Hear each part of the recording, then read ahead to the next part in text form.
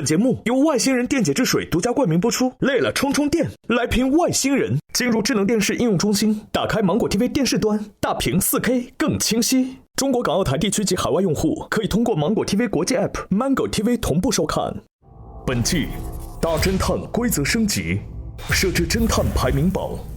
每期由代理会长根据游戏结果发放由外星人电解质水提供的侦探徽章，玩家根据徽章数量进行排位，最终侦探排名前4的玩家将获得本季名侦探俱乐部闪耀侦探称号。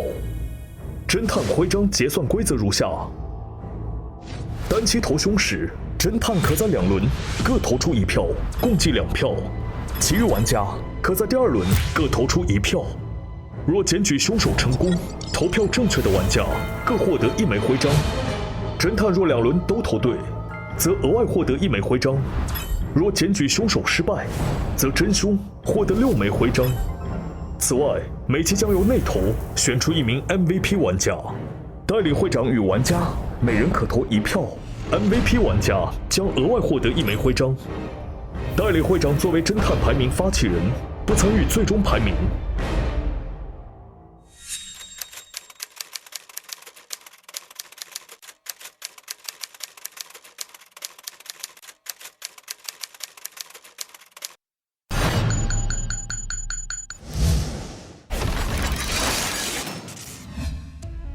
真漂亮综合医院坐落于马兰镇马兰坡之上。这座曾因经营不善濒临破产的医院，2年前却突然奇迹般重获新生，成为了全镇最大的综合医院。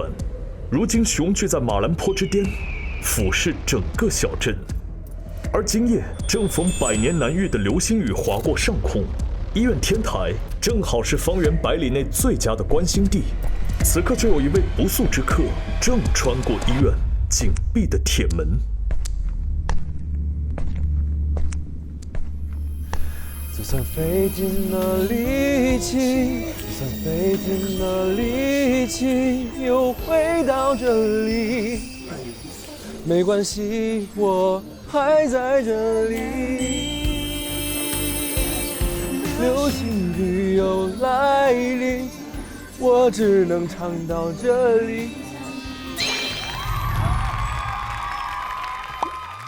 有人吗？有人吗？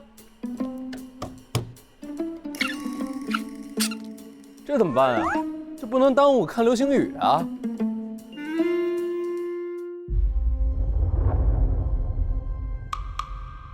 这医院怎么一个人也没有啊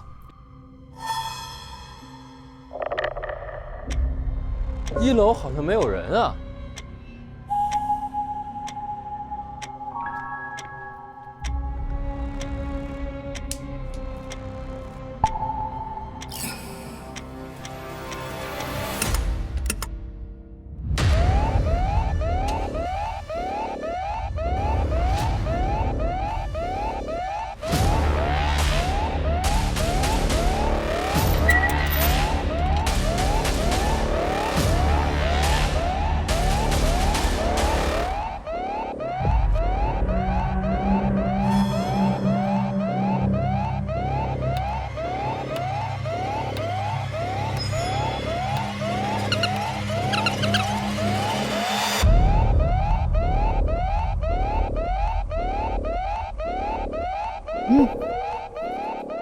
哇！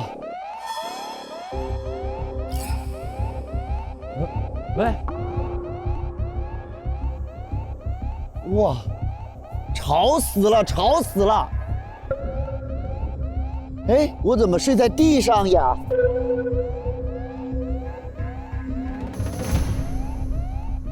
啊！我怎么躺在这儿啊？这是什么呀？怎么了？啊、是不是着火了？这哪着火了？那着火了？难道是我特别惹火吗？哇 ，Call fireman！ 你是谁呀？你是谁啊？你是谁呀？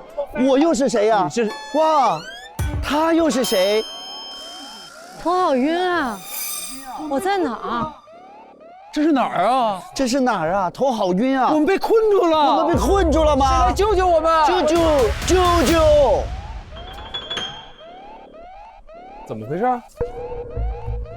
怎么警报就响起来了呢？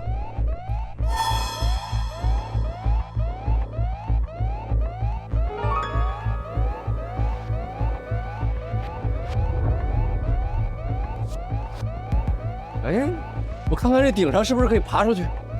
哎，这上面是活动的。喂，喂。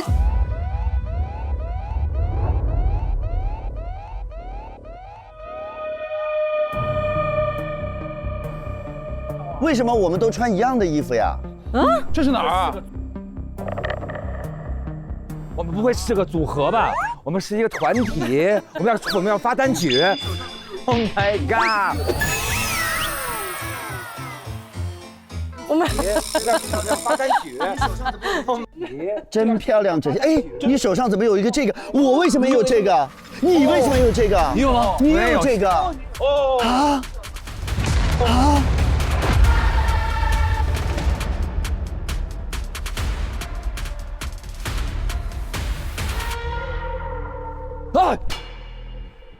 哎呦喂！哇！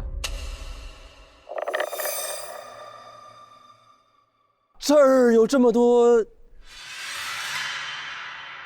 你是谁啊？你是哪儿？星光大道的歌手。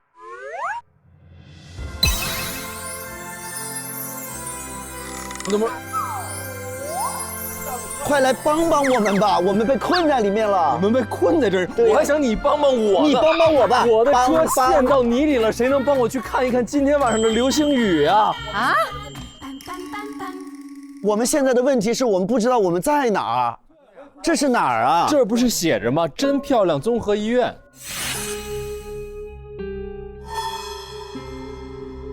我们为什么会在医院里？我是谁？你知道我是谁吗？我是谁？我是谁呀？你是谁呀？我是你的谁？谁是我的你呀？对呀，谁是谁我是你，我是你的谁？谁是我的你呀？我的你呀？看他有一句台词。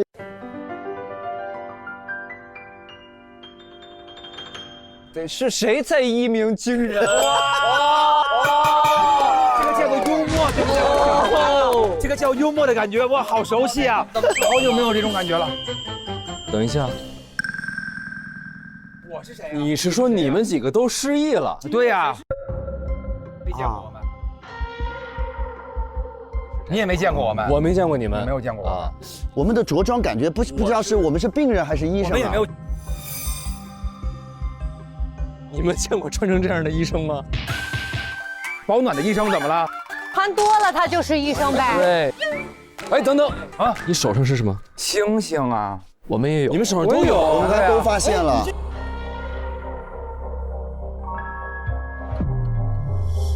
等一下，我先自我介绍一下，我是黑神战社的张公子。哦，你好。你们什么都不记得了，还记得我？不是，我不管记不记得，一听是公子就你。礼貌，主要是礼貌。我虽然不记得我是谁，但我记得要礼貌。哎，介于你们几个都不知道自己是谁，那我就要找找这个医院里边还有没有别的负责人了。哦，有可能，对。看看有没有啊？1、2、3层我都去过了啊，什么都没有。门口也没有。这是几啊？这是4楼，这是4楼啊。我们看看4楼还有没有什么？4楼可能有人的地方啊。4层是对的，4层厢室来。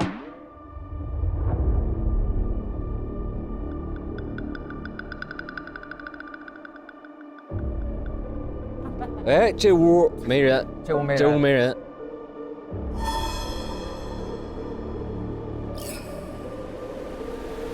哇！哎呦！哇！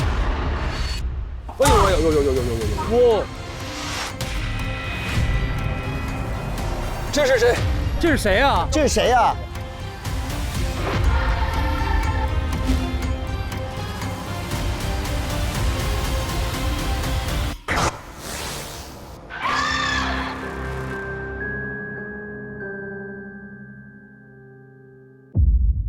这是谁啊？这是谁呀？他还穿的跟你们一样。没有，他的裤子不一样。哎，裤子不一样。他叫甄医师。等一下，这个门啊，呀，有密码哎，有密码。刷卡的。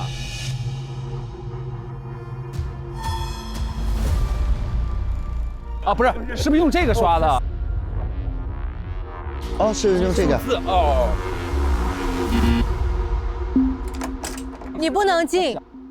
是不是所有人都要来一遍啊？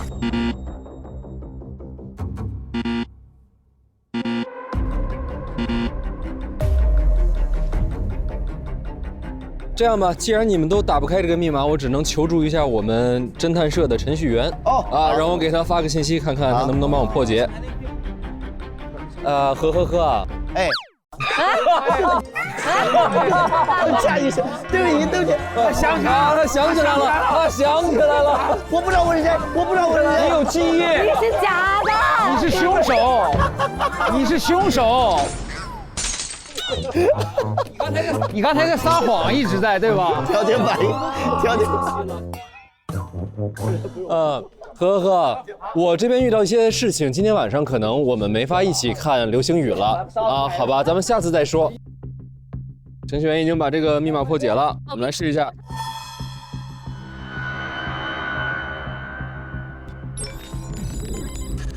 哎呦，哇塞！哇，我们的这个嘿侦探社有点厉害啊！真的，张公子。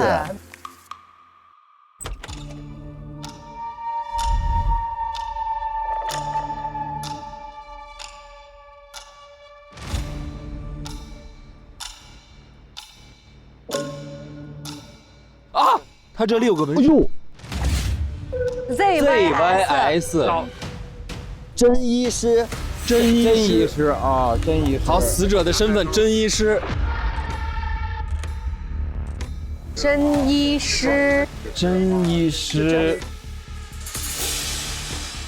然后他的嘴唇发紫。天哪！我们等一下，我们先不能碰。你现在怎么？你身份都不知道，你不能碰。怎么？等会儿，怎么 DNA 还没动你就先动了呢？我刻在骨子里的想办案。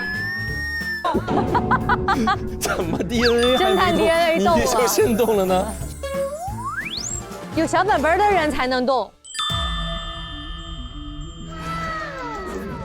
正式介绍一下我自己，我就是嘿侦探社的张公子。以前只负责涨工资，现在我还负责破案子。好帅的张公子。下面我来读一下案件报告。现在是 M212年3月5日凌晨2点，在真漂亮综合医院发生了一起命案，死者是真医师，男，40岁，被发现时仰躺在地上，嘴唇发紫，脖子上有掐痕。哦，真的。初步判定为窒息死亡。掐死的。窒息死亡。医院里面只有你们失忆的这几个人。鉴于你们都已经不知道自己叫什么了，建议你们一会儿给自己起一个简单的代号。我想好了，你叫我爸爸就行。真是深思熟虑的选择。是的，因为我们失忆了，只记得爸爸妈妈。对。我叫小何。我叫小勋。你叫小勋啊？我叫小明，一鸣小人，小一鸣，对不对？嗨，怎么回事？小明。我叫小欧。哎，我姓什么？叫小大。你叫小大，真的叫小大呀？我好像也姓张啊。你叫小张啊。哎，我叫姓张丽啊。我叫姓张丽，好不好？好羞耻的名字啊！不行，然后那个我叫还是小大。好，那今天因为是你们都不知道是什么，也失忆了，所以咱们回顾时间线和不在场证明其实没有什么意义。我建议咱们今天就直接从搜证开始。那分组吗？怎么分？哦，这有图啊。哦。一共有11间房跟工区，每个人负责2个区域。这一次大家的搜证空间可以完全自己选择，只要每个人负责2个就可以。哦。分2组，第一组是我和明，然后第二组是大欧勋。好，就让我来带你们查明真相吧。好。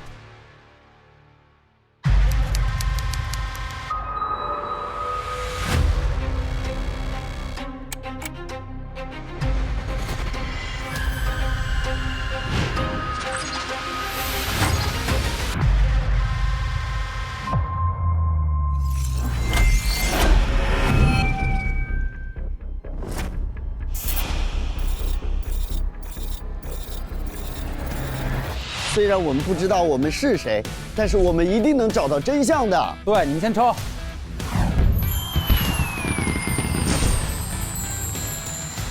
虽然我们不知道我们是谁，但我们知道老舅是谁。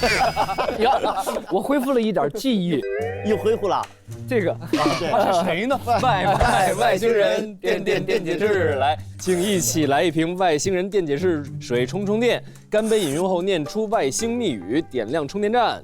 来，欢迎明儿。谢谢。累了，充电。外星密语依然是累了充电，来瓶外星人。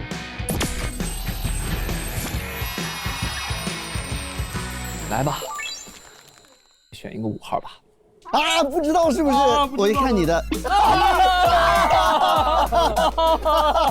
那我就拿这个了。我真是，哎呦，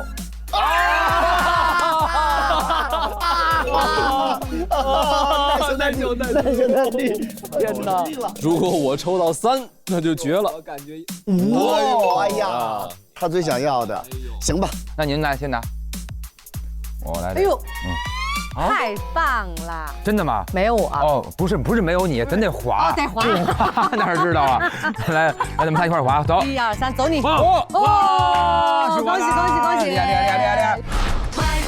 外星人，电解质，累了充电，来瓶外星人。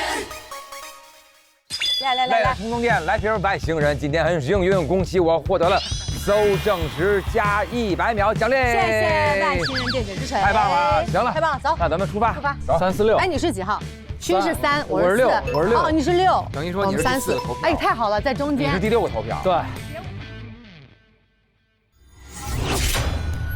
多100秒呢，你没事，你不着急了。100秒吗？还是1分钟啊？100秒。 100秒啊！100秒是几分钟啊？是1分钟40秒。哇，这么快算出来了！哇，好棒！我们开始搜吧。咱看看这个医院。那我们先进去了。你先去吧。我先去1号房了。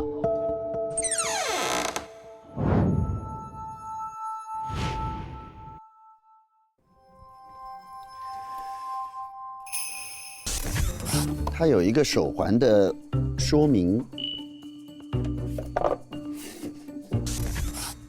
大号。你别动，你别动。好。怎么呢？就每个人的衣服是有尺码的，然后我那个房间里面的人是穿大码的衣服，有可能是你。我这个挺大的。不是，它后面有尺码，我这是什么？我这也是 L 吗？对，也是 L。哦，那大家是一样的吗？对，我这也是 L 的。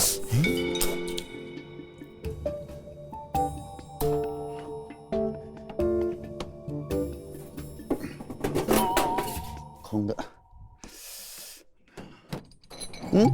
锁了。哦，钥匙孔。钥匙呢？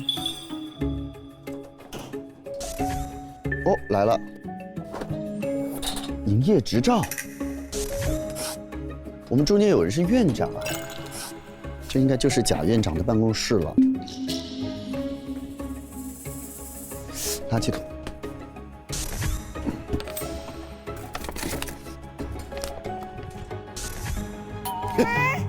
甄医师，这么幼稚的吗？他恨甄医师。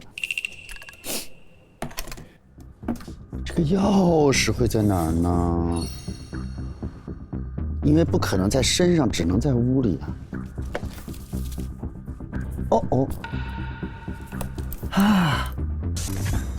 开锁后右转按钮。到钥匙了。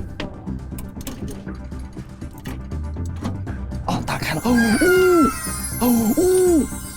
哇，它好多钱呢。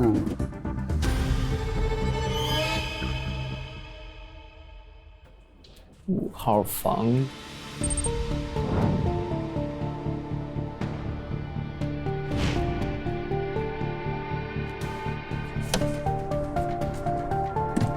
有个包，书包，有个手表，手表是什么意思呢？一件衣服，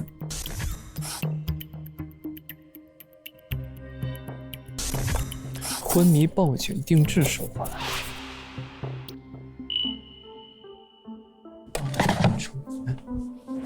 对，背包，哦，有个包，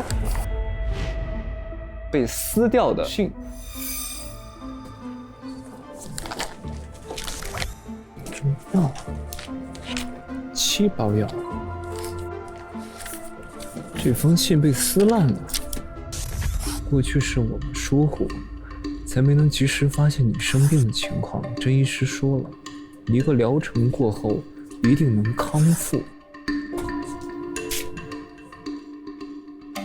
哦，笔袋里有3颗药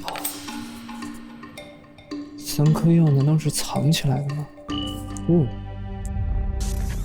幸好有您的止痛药，差点以为自己要死在这儿呢。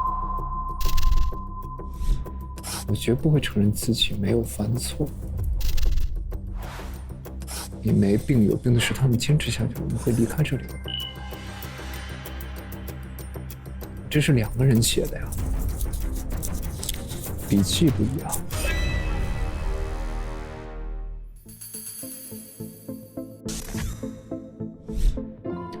他还画了一幅画。哇哦！我要去水疗室看看。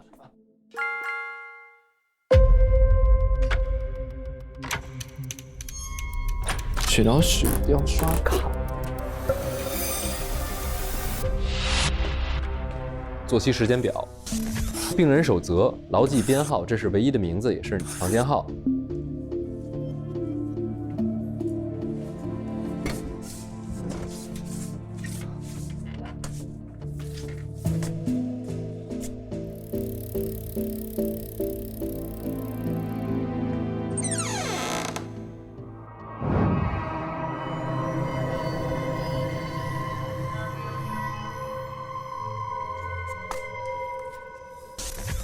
还没有拆封。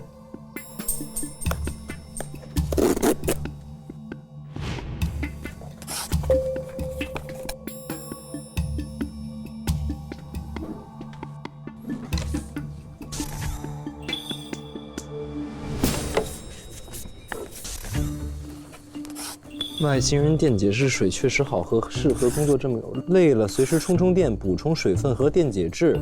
只要把那清爽的荔枝海盐口味喝到那个位置，再称一称就能得到密码。喝到这个位置。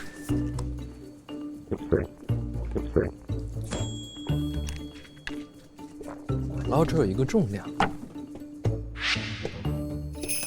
，208。哦，13位数。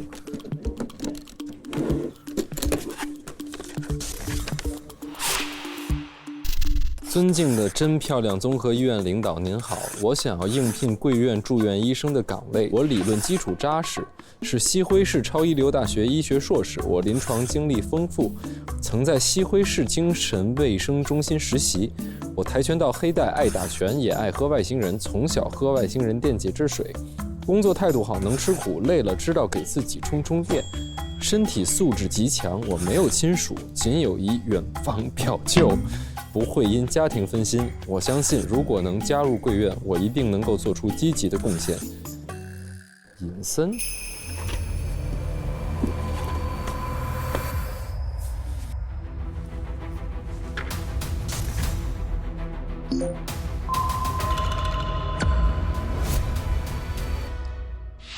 先去这里吗？都行，那我先去那边吧。行，你说这是你的家吗？不是啊，这03号啊，我也不知道是谁的家，对不对？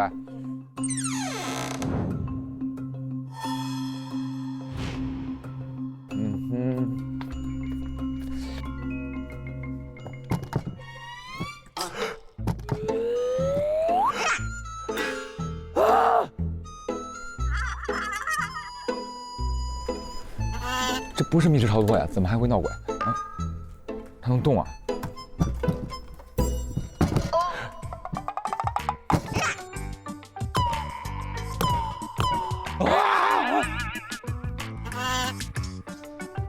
小欧，小欧，你看啊，这是一个台灯，对不对？啊，我没有动它，你看它自己。算了，没问题，起不来了，算了。刚才它突然自个儿起来了。你拍它，它会动是吗？没事儿，我有病，还没治好呢。看见了吗？你吃药了吗？今天？好，算了。03，一次性电梯卡，工作人员。我们要打开视野。哇，这是什么？这是柜。哦。如果你很害怕的话，就牵住我的手，我带你去安全的地方。为什么还有2个手印啊？我这种感觉是什么？是不是无聊啊？不是啊？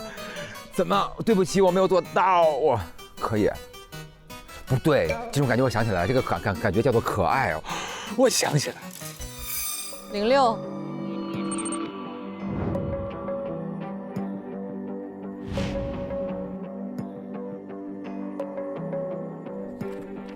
我能找到我是谁吗？啊，全新的，啥也木有呢。哟 ，M212年，今天是平安快乐的一天，在这里很安全，不会发生任何危险。我很期待明天。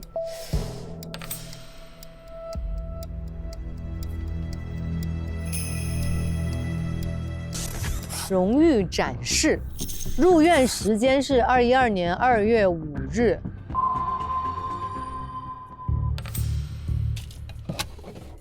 哎呦，还有外敷药。涂就灵手部损伤，外敷1日3次，2月28，落款04。这04给他吃的药，04为什么没事老给他吃药啊？谁是04啊？我恨他们，你恨谁啊？这没有涂过了吗？这个就剩半瓶了耶。现在我感觉，就是咱们干的这些事儿怎么对这身份信息，我都不懂。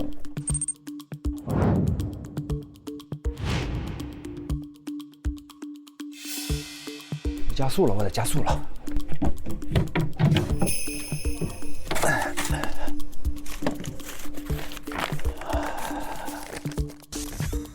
马兰殡仪馆回执单，委托人于 M212年2月1日送至马兰镇殡仪馆一具女尸。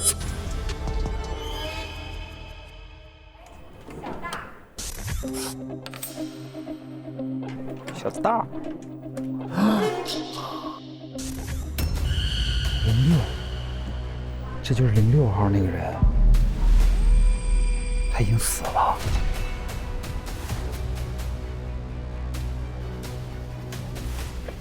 就是他。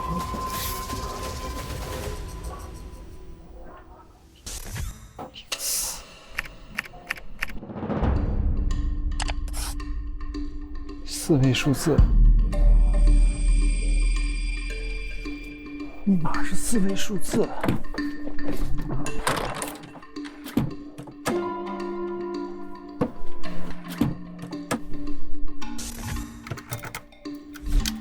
一次性电梯卡通行证。医生您好，我们很荣幸的通知您，鉴于您的资质优秀，真漂亮综合医院将正式录用您为我院的医生。聘用时间自 M21211年12月7日起，届时可凭证一次性电梯卡离开。他就是编号04的医生。它这个密码是什么呢？04。聘用时间自 M21211年12月7日起，1207。1207。他想要离职，他不想干了。你的时间还有3分钟。我接下来我要再抓紧时间去那个4A 手术室看看去。门卡。这个医生他身上是不是有什么门禁卡什么的，可以让我开手术室的门呀？找找看，这应该不是因为这个。哦，我找到了，一卡通，好，找到了。刚刚你们这个房间是怎么进的？要刷卡的话，是不是只有这一张吗？我可以给你找呀。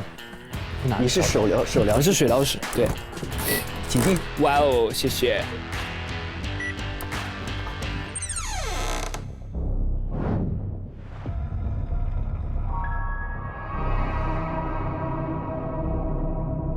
手术床使用说明：按下手术床开启后，手术床所有的手环将自动收缩至患者维度大小并固定。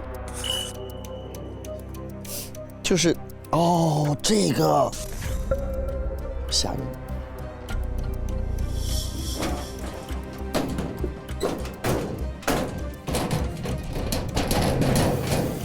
锁了。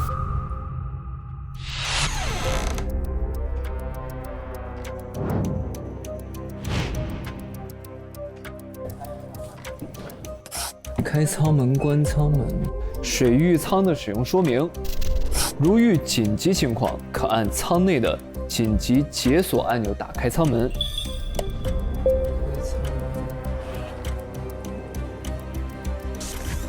哦，水域舱紧急按钮好深啊！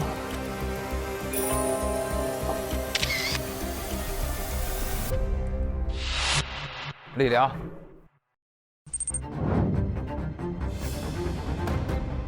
那个人也许是在这儿被直接勒死的。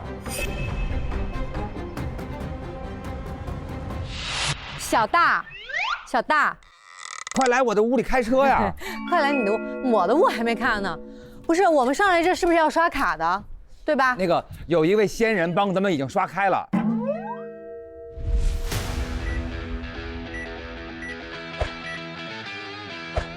3届第1美男子和田玉。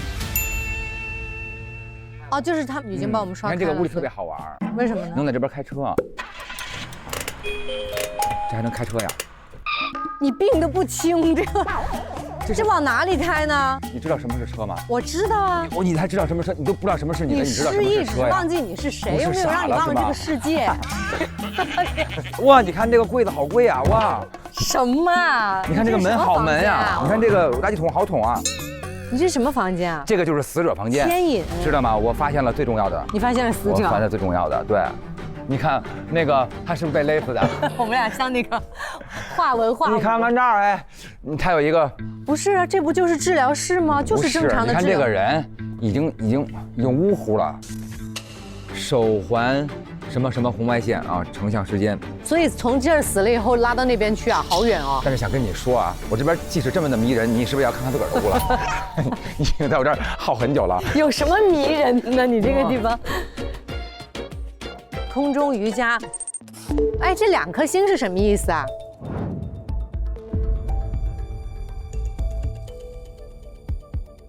那我这也可以勒死人呢。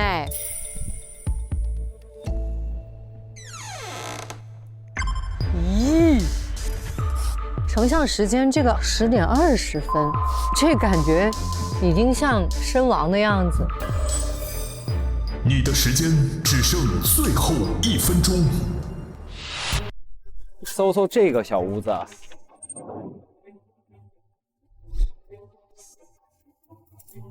啊？成像时间是23.05。这里头怎么还有一把小刀刀呢？这里不一般啊。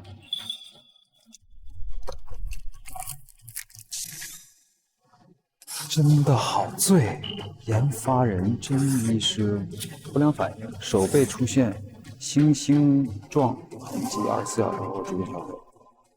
你手上是什么？星星啊，我们也有。你们手上都有，大家都发现了。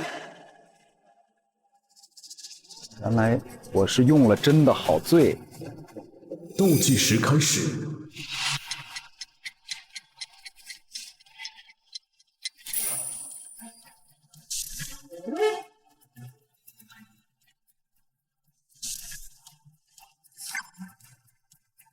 搜证时间到，请离开现场。获得外形充电机的玩家可继续搜证，加时。找到自己是谁了吗？没有，找不到吧？我们肯定是互相拼凑，对，互相拼没有找。到自己哪个会是你们？那这粉色的会不会就是我吧？格局要打开，不一定，可能是我，也可能是我们兄，对不对？他还也许是只猫可能，对。好吧，那我们走了。嗯，你加油。3星，水疗室是1星，这是5星，这个屋是2星的。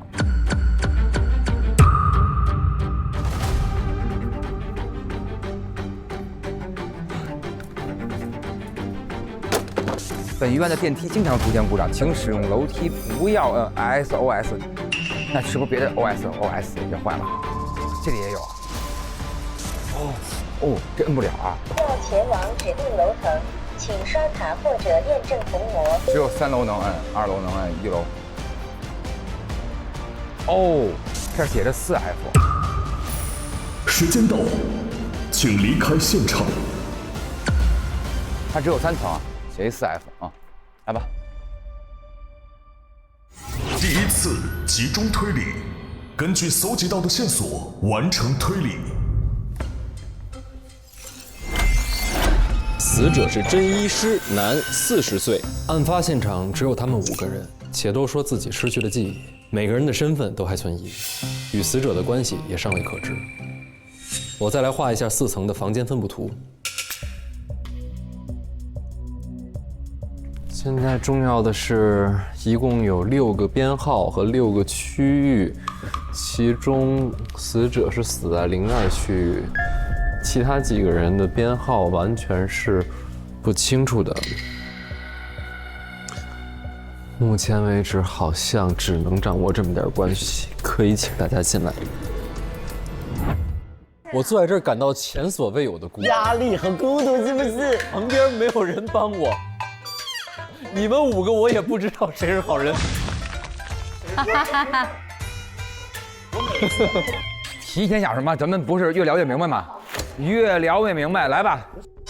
从黑板可以看出来，就是这一期我实在是书无可书，因为只能大概能把02呢跟真对齐一下颗粒度，因为它是在02房间被发现的，上面写的真医师，所以一共6个编号对应你们包括真在内的6个人，其他人到底几号是几号，需要靠大家的梳理一点一点的来还原。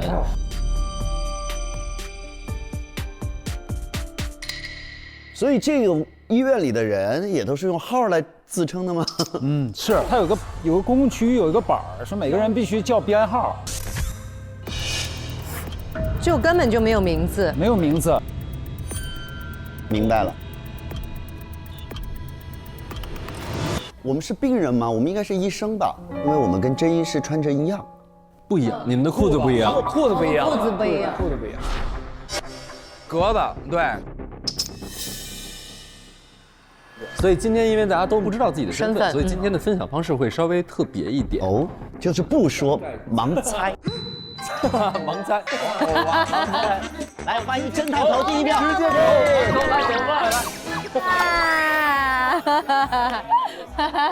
我们又来了，然后接着去玩去吧。耶！为什么又要开始圈？老编，来吧。今天咱们是按区域区域来分享，也就是说，一人要说2次是吧？对，每个人要说2次，然后先从咱们这个每个人去的这个带编号的房间，也就是个人空间开始说起。我们先有请搜06号房间的人是谁？哦，我吗？06，我。06房间，是一个普通的病房。然后我在一个抽屉里面发现了一件这个衣服，天蓝色的一个卫衣，对，是的，我们都有。然后呢，他的衣服的尺码是 L， 我都是 L 啊 ，L， 我的是 XL。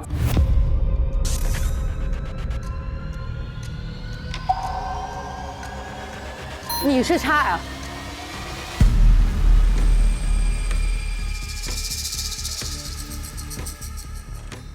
好像我自己的也是 L， 你看一下我的是不是 L？ 是吧？对。他是 XL，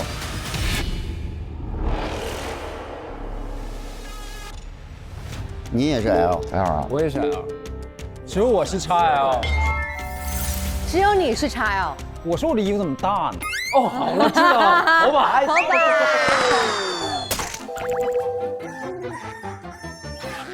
不是这样，我们至少能知道一个人是哪屋的。对，他是这样，有的人可能拿衣服辨认，有的人拿水杯辨认，对，有的人拿鞋辨认。来了，接下来我拿别的东西来辨认了。好了，来，好，眼镜，有一个眼镜盒，请问谁戴了眼镜？我。你的眼镜啊，只有他一个人戴了眼镜。哦，我是6号。啊，那是个病房啊。对。我到底是我们是医生的。06房间是一个普通的病房。现在信誓旦旦的说我们不是病人，信誓旦旦说我们是医生。主要这个也没法辨认是框架还是墨镜还是什么，但不重要，因为我们没有。我们没有。别的房间有吗？没有吧？只有这个有。那就6号就是你的屋，那估计就是我，然后还有一个装着手环的盒子，被拆开过，外面写着“昏迷报警手环定制版”。说明是手环内置芯片，可监测佩戴者的意识状态，昏迷或者清醒。当佩戴者从清醒陷入昏迷，便会触发警报，反馈至后台管理系统。注：若手环不慎掉落，则后台默认掉落前的状态。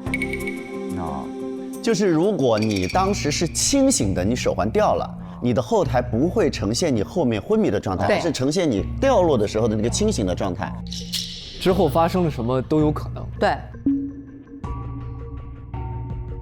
然后呢，还有一个荣誉展示的墙，一个小画报。听听看我的荣誉。6号房间的人，入院时间是 M212年的2月5号入院的，他集齐了19朵小红花。你已经入院1个月了。然后你的床头有情绪稳定的药物。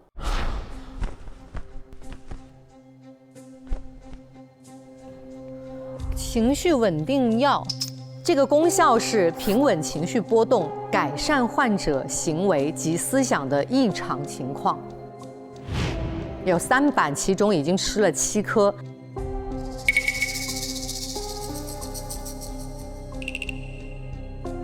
然后抽屉里还有一个涂救灵，这个涂救灵呢是已经涂掉了半瓶了，它适应症是手部损伤，外敷1日3次，日期是2月28日，落款是04号，证明是04号给你的这个药，让你去涂。然后呢，在这个药盒的里面，把药拿出来之后，看到4个字：我恨他们。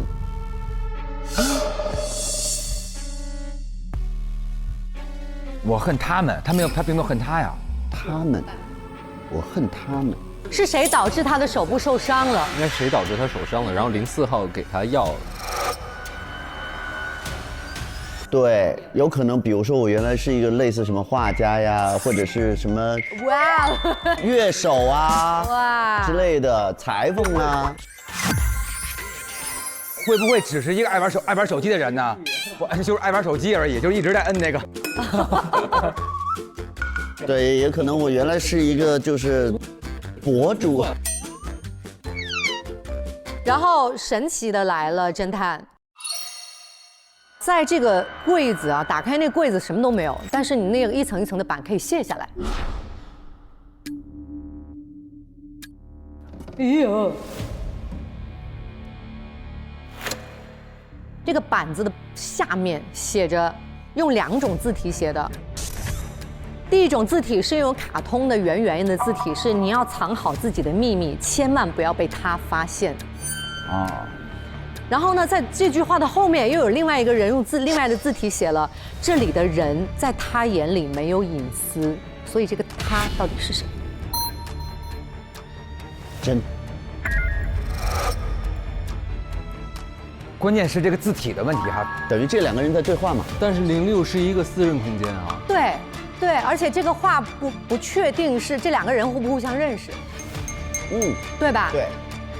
可能这个人只是为了记录自己，不要忘记自己的身份。然后另外一个人呢，又在这写上，就对上话了，不知道很奇怪。还有吗？还有，卡通的说要好好休息，保持精力，这样才能坚持下去。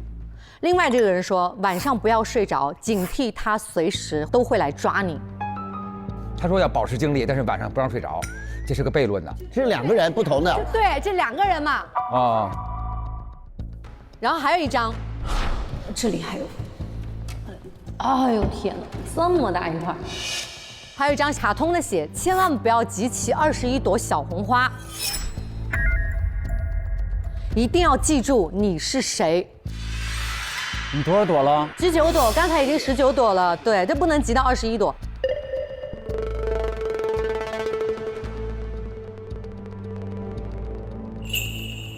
然后另外一个人说，为什么他们从药房出来都会变成那个样子？药房。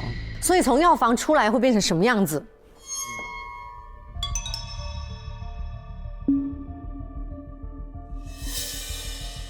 是不是从药房出来以后就精神不正常？就会慢慢失忆了。对对对对，慢慢忘记了。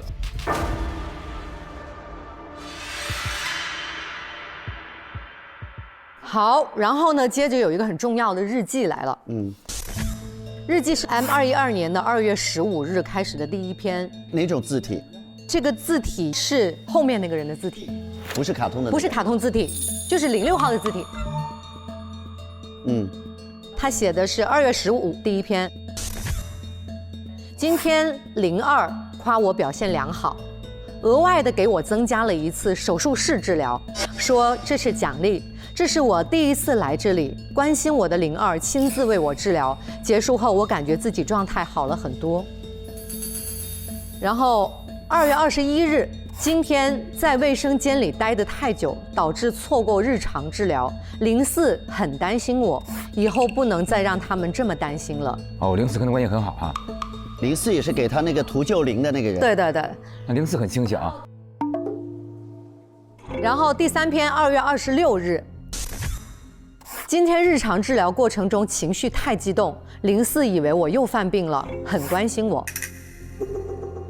2月28日，今天康复学习时不小心写错了字，04担心我不舒服，特意为我延长了治疗时间，他真的很照顾我。3月1日，今天很想家里，给妈妈寄了一封信，期待他们的回信。然后3月2日，今天是平安快乐的一天，这里很安全，不会发生任何危险，我很期待明天。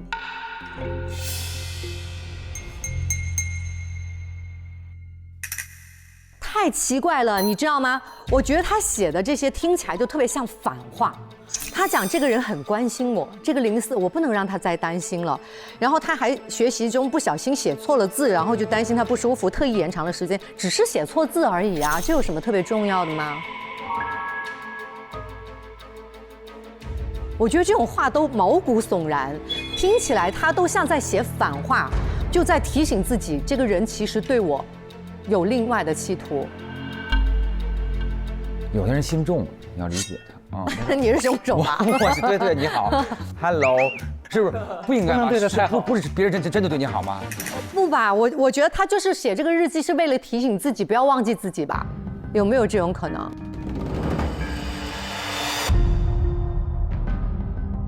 我觉得更矛盾的是1号跟2号这2天的日记。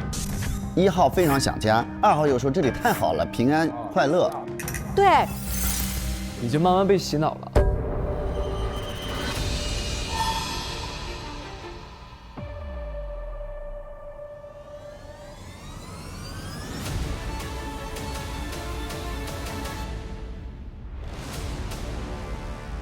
那为什么说04能够让他延长治疗时间呢？说明04也是有可能是其中一位医生。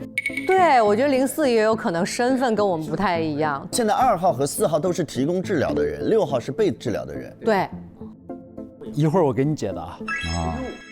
哎呦，他说06的房间在我这儿很清晰，因为我是04嘛。XL 好棒啊！哦，你自己查自己，自己查自己。不要自个儿吓自己啊！来，好啦，这就是我的发现。谢谢。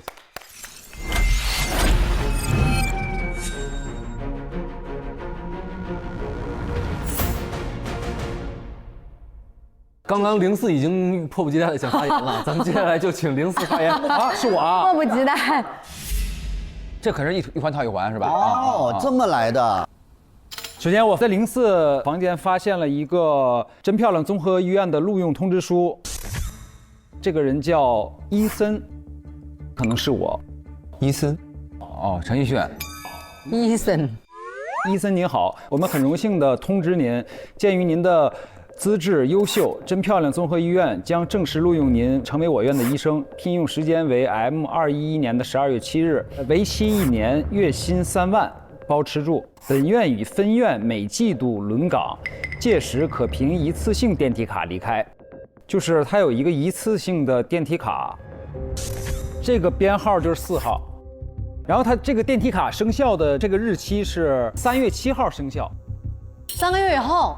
3月7号，对，然后还有一张通行卡是可通往4A 的门，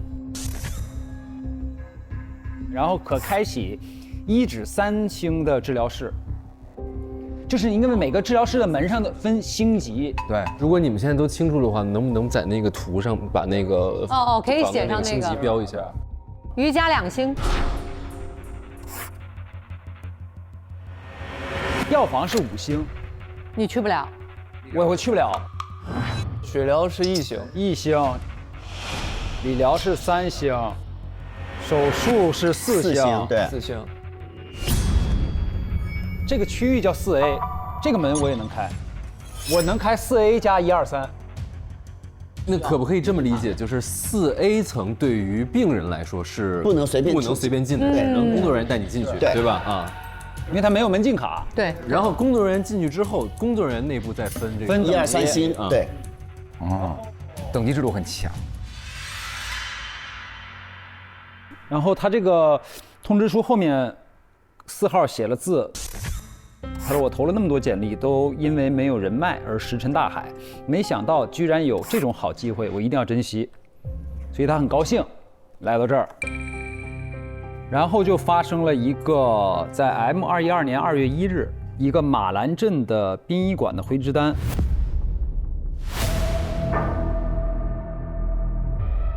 哇，来喽！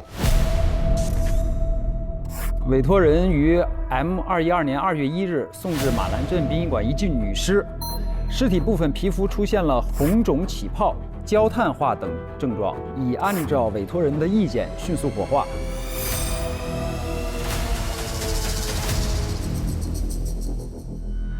我感觉就像电击给电了，焦炭化。就是说你们这儿治疗出问题了，出事儿了，对吧？对。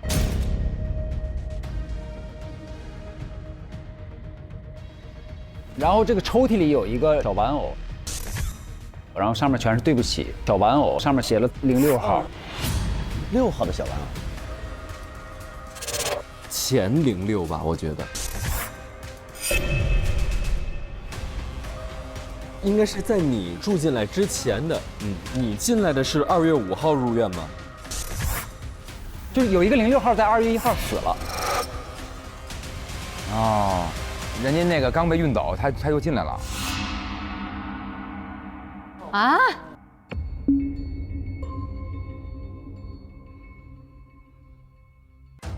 哦，所以我解答了一个问题。刚刚欧分享的时候说的这个卡通字体跟正常字体的对话，对，我就刚才是有在疑惑，它是在06的一个私密空间里面发生的对话。按理来说，它不是一个公共区域交换，是上一个人对吧？其实是上一个人的留言。这个卡通是那个女孩留下的，等于你在住进来之后隔空跟她对话。啊，就是他写了自己的一个心路历程，然后我再跟他一句一句的对。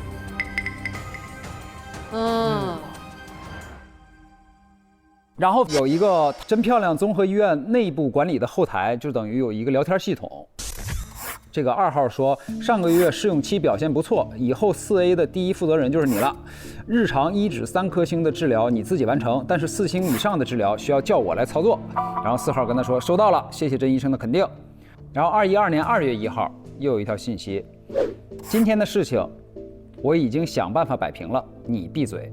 要是有第3个人知道手术室发生的事情，后果自负。就是那个6号，上一个6号的手术事故，对。哦，有事故。然后2012年的2月20号，有一个4号离职申请，然后本人能力有限，无法胜任这份工作，故提出离职，望院长批准。然后他驳回了。这里边有个1号，1号说工资再给你涨1万。然后我跟他说，这不是钱的事儿，我真的干不下去了，2万。然后1号又说再给你加来2万，哎，你说可以，再加2万你就答应了。后面没回了，不知道是答应了还是怎么了。2万他就在挣扎嘛，就说可能可以，也许。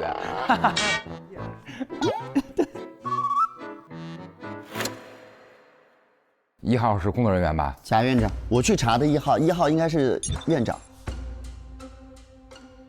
然后这里边就有一个4号的一个日记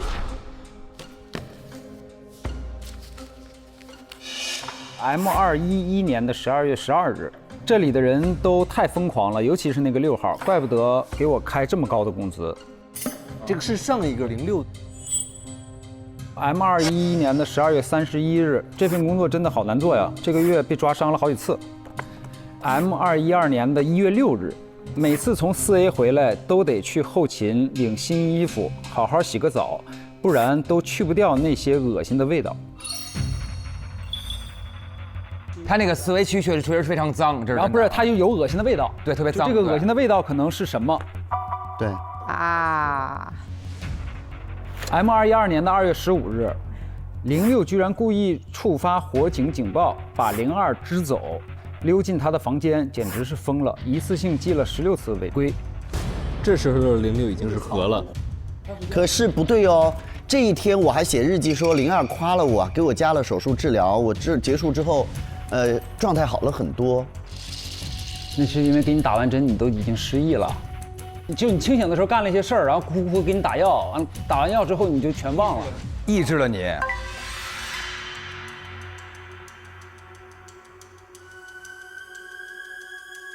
然后 M212年的2月19日，自从出了1日那件事儿，我每晚都做噩梦，再这样下去我也要疯了。火化那个事儿。然后就还有一张是，M212年的2月28日，又出事儿了，我受不了了，我要出去，就是又出事儿了。2月28号又出了什么事儿？2月28号有一个日记。28号我写错了字，然后4很担心我有状况，所以又给我延长了治疗的时间。这个延长治疗好像都不是好事儿啊，因为4那边自己很内疚啊，就是有可能02在手术当中又出了问题，治疗当中又出了问题。04号给了我图救0。日期是2月28日，落款是04号，然后你写着我恨他们。所有说的这些正向的治疗，这些全是可能用了非法，就是非常规的手段。那肯定啊。出事儿无非就是红肿嘛，就像说那个就是电死了嘛，但是你是没电死嘛，你是侥幸活下来了嘛。至于用到侥幸这种悲观的词吗？还有一种福大命大的感觉，是不是？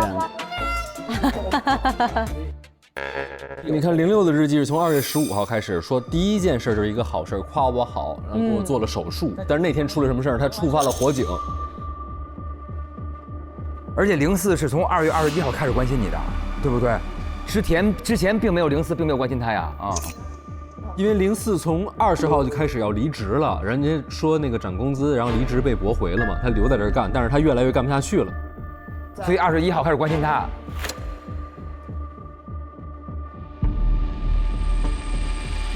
天哪，我们为什么要被这么对待啊？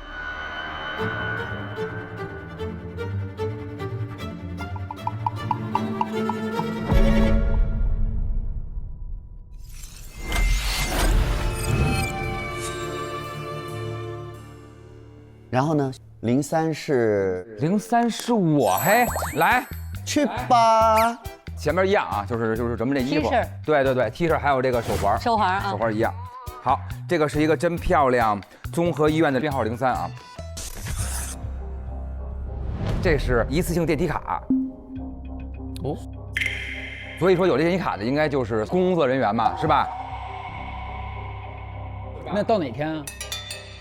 它是从5月10号开始生效，现在才3月份，等于说还没开始生效呢。那他比我来的还晚呢。我那是2月7号3月7号生效。你是12月份来的，对，3个月嘛，就是1个季度嘛。对，1个季度。请您携带本通知于12月7日至本院真漂亮综合医院报到。本院以分院每季度轮岗。5月10号，3个月，2月10号到的吧，也就。对，1个季度，对。也就是说，你在这儿干满1个季度之后，你可以凭一次性电梯卡离开，是去分院轮岗。哦，就可以离开啊。哦，这03是谁呀？03是那个粉扑扑那个地儿。粉扑扑。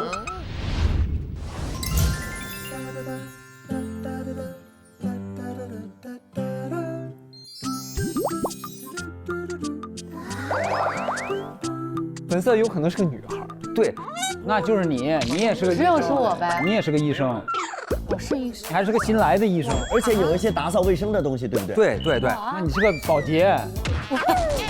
我到底是医生还是保洁？你好好说。你再说一遍。你可能是保洁。你可能是保洁，这写着呢。这写着呢，保洁。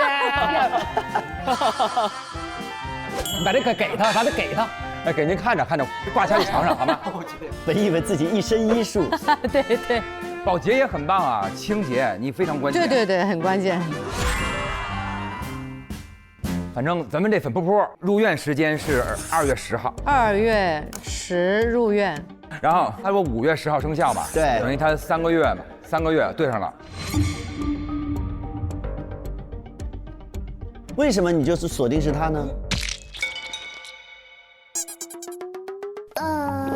因为03是粉色的屋。不要刻板印象，大老师就喜欢粉色，然后他也喜欢豹纹。对，男生也有可能喜欢粉色。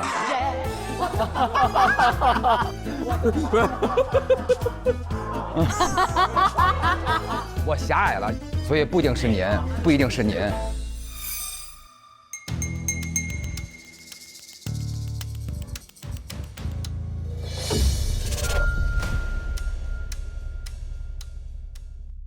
然后就是说他有一个安排表。哦，这儿。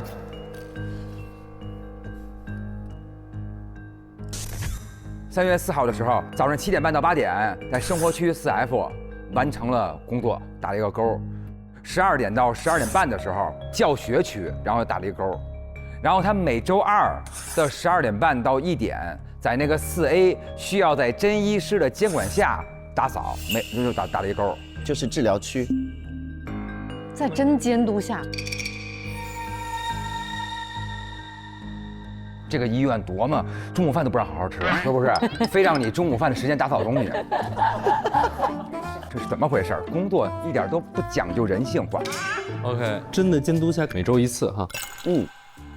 然后我们下一个啊，然后接着就是咱们小红花来了。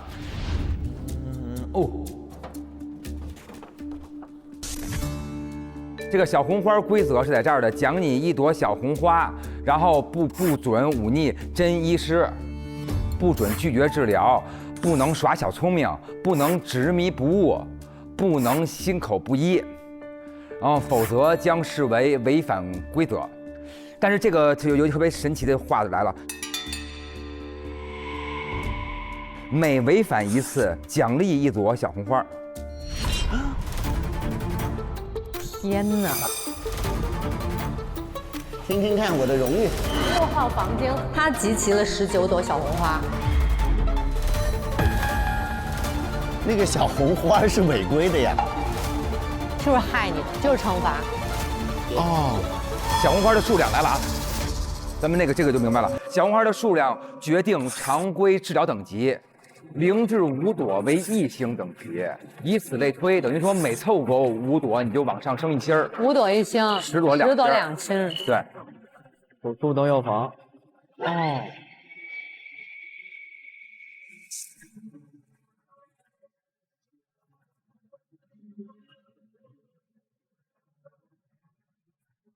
就是说你自己对。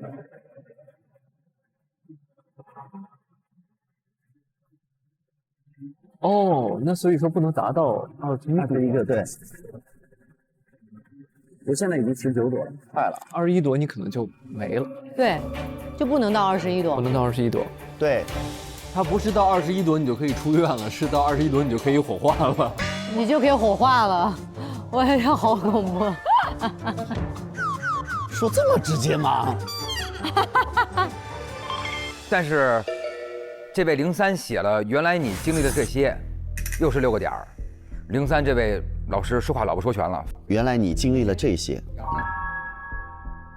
有人可能就是进入到了一个就是说，也就是不堪的一个局面。应该是大胆猜测的话，03应该是为了某人入院的，然后来调查的。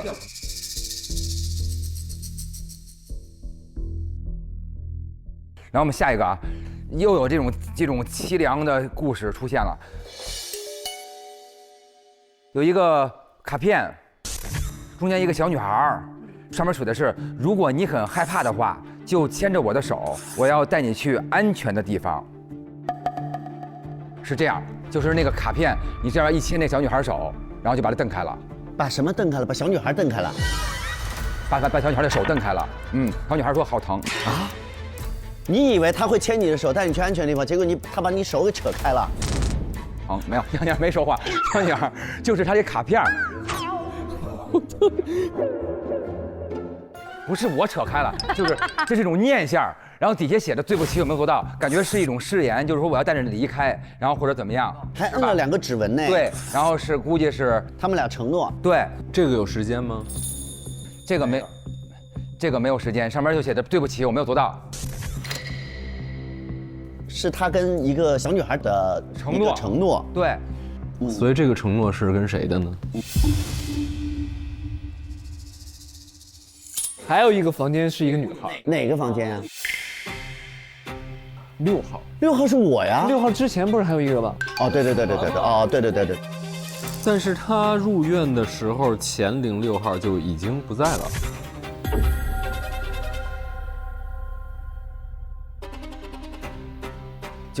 但是他这个承诺没有做到，所以跟那个小姑娘是不是有什么关系？哇塞！所以03到底是不是我，还是自己没法对号入座，有点害怕。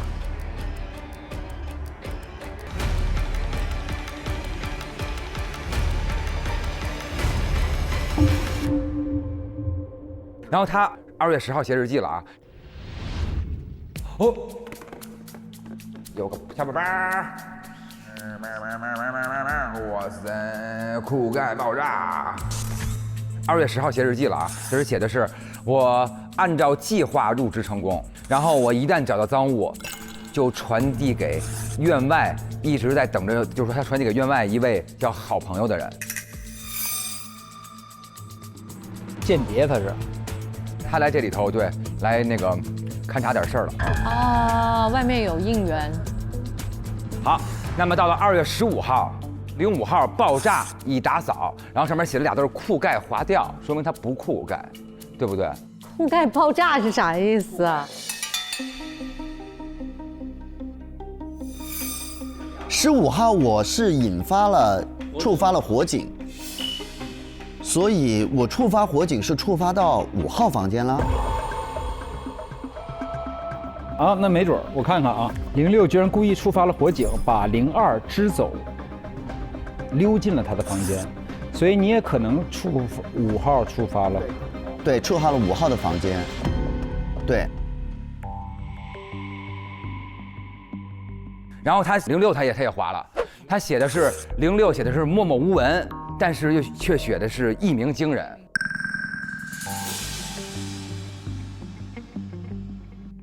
是这样的，是这样的。爆炸有可能就是说我15号引发的那个火警，然后房间淹了，淹的可能是05号的房间，于是针就去了。我把针引开之后，我就前进了02号，因为我做了这件事情，他首先觉得我是一个原来在他心中是默默无闻的人，但我居然做了这么大个事儿，所以从此我在他心中变成一鸣惊人了。那应该就是前面是第一印象，后面是现印象，对对，因为他还给他打了3颗心爱心，就觉得不错，3星好评。但是这个咱们这位特别了不起的一鸣惊人呢，前边那个库盖是说可继续打扫，但到他这儿是深度打扫。是他要深度打扫的意思，就是在找前06吧，我觉得。如果03是我的话，我在找前面那个女孩，对不对？对，我觉得刚才侦探说的那个是对的。他深度打扫的意思就是他要在这个房间里面更多的寻找原来06的有可能留下的一些东西。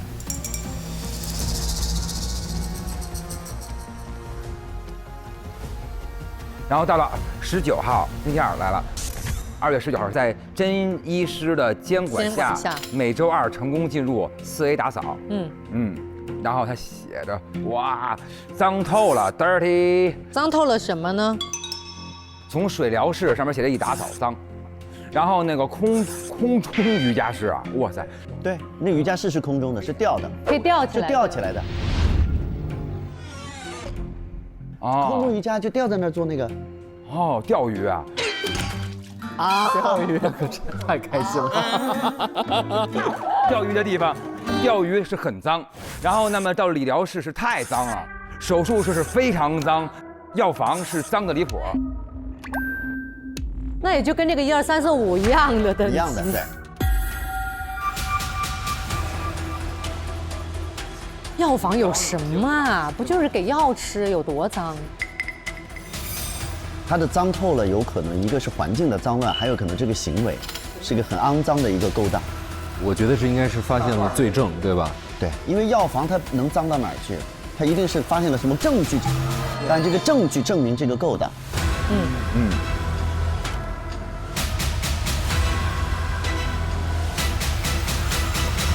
然后他收集了这些证物，传出了医院。哇，他能出去吗？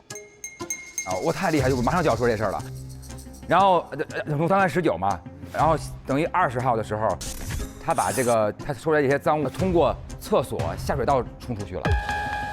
哎，可是他寄出去的方式是用下水道给冲走啊，那是有可能就是你要有一个隔水的东西，然后保证你的证物不被损坏。对呀，它装在垃圾袋里面嘛，密封起来，塑料袋里面，对，冲走。哇塞，你远方的那个人是不是忍者神龟嘛？就是哇，这有点厉害。然后到了2月26号是最厉害的，过一星期他又进入了4A，然后他要想办法彻底清除。所以2月26号就是他最后截止的工作那个呗？没有，最后是2月26号是迄今为止最近的一个周2。哦，彻底清除是什么意思啊？就是要把这个窝点铲掉嘛。哇，对，因为他的愿望是彻底清除，就是这样事儿啊哈。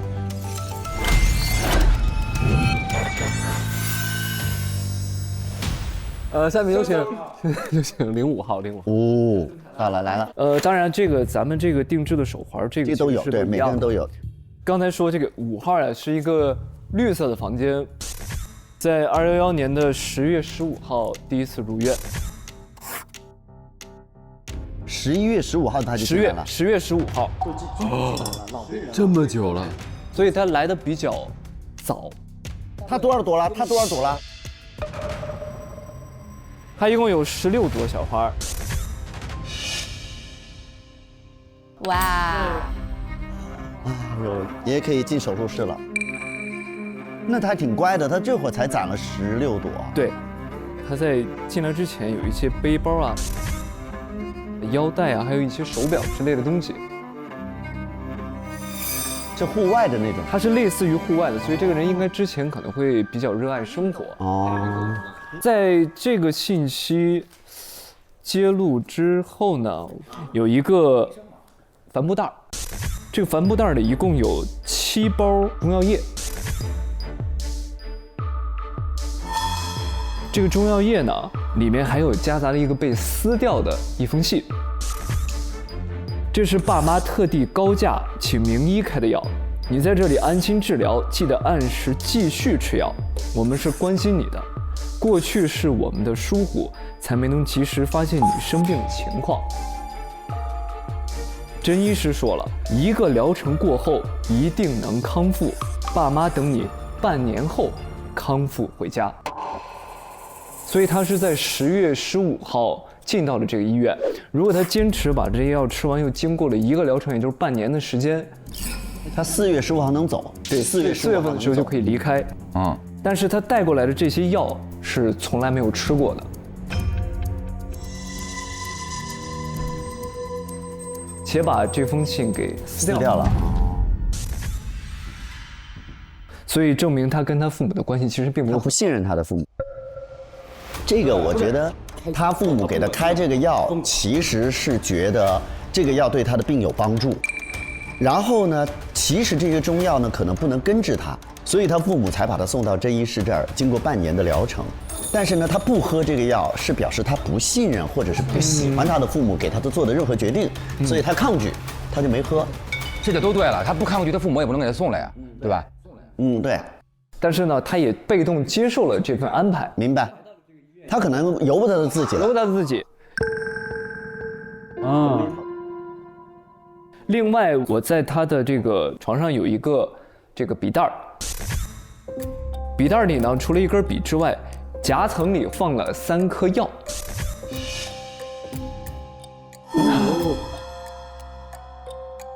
这3颗药呢，一开始看起来好像似乎是没有什么问题，但是轻轻一碰，它是能掰开的。掰开之后，里面是写了纸条。里面有纸条，胶囊记录了，胶囊里面记录了一些他跟另外其他人之间的一些对话。第一个是幸好有你的止痛药，差点以为自己要死在这儿了。他们不给我药，你的药哪儿来的？每个病人都有个小天使啊，小天使。就有人那么暗暗的帮助咱们。对，有一个小天使。这个小天使，据我推测，应该是之前的那个6号。也是那个字体是吗？字体是偏可爱，且他这次画了一个小表情。但这个小表情有点像，刚才有一个小女孩那个，这个有一个卡片，中间一个小女孩。是他，高能，是他，对上了。这个是可爱字体写的，这个是5号写的，5号写的，5号写给6号，那相当于6号之前先给了5号一颗止痛药，然后他介于回信的方式想要表达感谢。6号跟他说了，新来的别逞强，先顾好自己吧。你们新来的不让吃药，这是我之前攒的，我已经进来1个月了。下次别再蠢到直接塞纸条了，像这样藏在药里才不会被发现。所以一开始5号可能直接给他写了一份，写过纸条，等于他之前之前吃过好多纸条这个人。不，就是那个药说，哎呀这个好吃啊！我有一回发现一打开，哦，原来有个条。哎呀，这个纸条是05拍到那个06手上的，你知道吗？给你就是传递消息。06说你不能直接给我，你塞到胶囊里，我从嘴里吞出来啊。对，第二个里面的写的是窗户都是封死的，别想了，看你的样子还以为是块硬骨头呢，就放弃了。这是6写给5的，所以5其实是想过要逃走，那肯定。所以6告诉他窗户都是封死的了，所以这个医院其实也是逃不走的。5跟他这么说的：如果我真的不正常，为什么不让我直接去死呢？哎呀，别这样啊！6回，你没病，有病的是他们。坚持下去，我们会离开这里的。所以5跟6其实都想要逃离开这个地方。哦，被父母那个就是误以为是那种有病个性，变成了一种疾病，误以为是疾病，所以送来这儿治疗。他们也发现这个医院可能会有一些勾当。那么前面为什么他说我本来以为你是个硬骨头呢？那句话什么意思？窗户是封死的，别想了，看你的样子还以为是块硬骨头呢，就放弃了。所以他可能尝试了一次。他尝试逃跑。不是，05不是要逃走，05想要跳楼死。哇！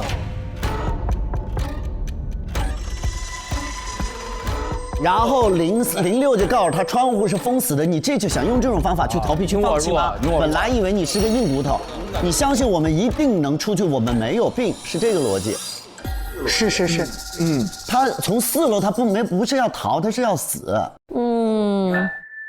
然后后来第3个纸条写的是，攒的止痛药都在这儿了，吃完了我再想办法。为什么不顺从他们呢？少受点罪啊！开始驯化他了？不是，他就让他保护好自己，跟硬刚没有意义。别硬刚了，对，别硬刚了。对。然后6号说妥协，他们就赢了。我后妈就总爱诬陷我。后妈，我爸竟然都信了，还默许他把我送进这里。啊！我绝不会承认自己没有犯的错。这个是6号写的。天哪！后妈，你是生母啊？我是孕母，然后那个是谁是生母？怎么了？他被后妈送进来的。我是亲妈。你是生母亲妈。哦，你来调查那个孩子为什么走了啊？感觉是一种誓言，就是说我要带着你离开，然后或者怎么样，还摁了2个指纹呢。对，然后是估计是他们俩承诺。对，然后我一旦找到赃物，就传递给院外一直在等着，就是说他传递给院外一位叫好朋友的人，他来这里头，对，来那个勘察点事儿了啊。前6号的亲妈。哇，好凄凉哦！惨了，伤心了。或者是他姐姐。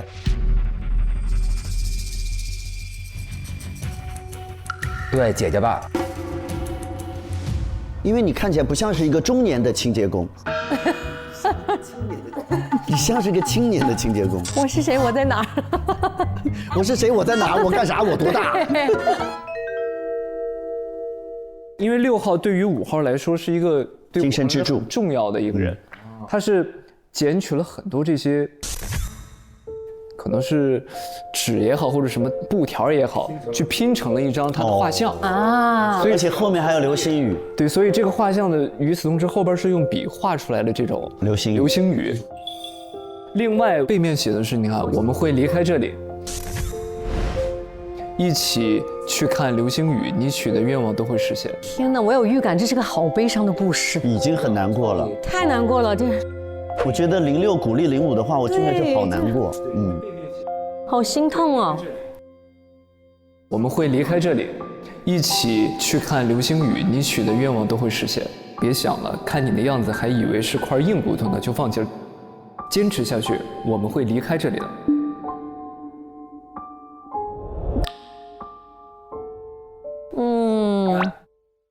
还有一个证据是，这上面都是4位数的一个号码。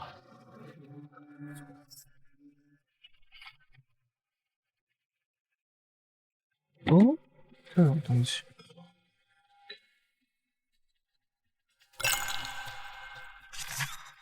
很像是，倒是很像是密码之类的。觉得很像是密，因为他一个个的划掉，就证明他可能检查了那个密码，发现是错误的。直到有一个密码是正确的，是1207。究竟是哪个地方呢？它下边有这么一行字啊，原来那天你被带去了手术室啊，手术室的，我一定要弄清楚你在里面经历了什么。哦，所以可能那天06被带去了手术室之后，就被焦炭化了。啊，所以手术室里有没有什么有密码的东西？门呢？门呢？每一个门都有密码啊？不是门，所有的门都有密码，都有密码，也可以拿门禁。对对对，可以门禁卡，可以密码。手术室不是最高星级的哦，因为也有别人进过手术室，而且他进不了4A。哎，对啊。他通过什么能够判断他那天被带进了手术室呢？就是他就算破了这个密码，这已经是2月1号以后的事情了。也就是说，这位05号他用穷举法，终于找到1207是可以开，比如说4A 到4F 到4A 的门，或者也许他是可以开到，比如说手术室的门。那他是一定是看到了什么，或者发现了什么，对不对？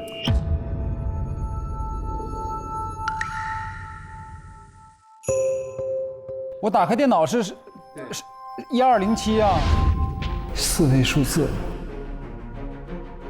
聘用时间自 M21211年12月7日起，1207 1207。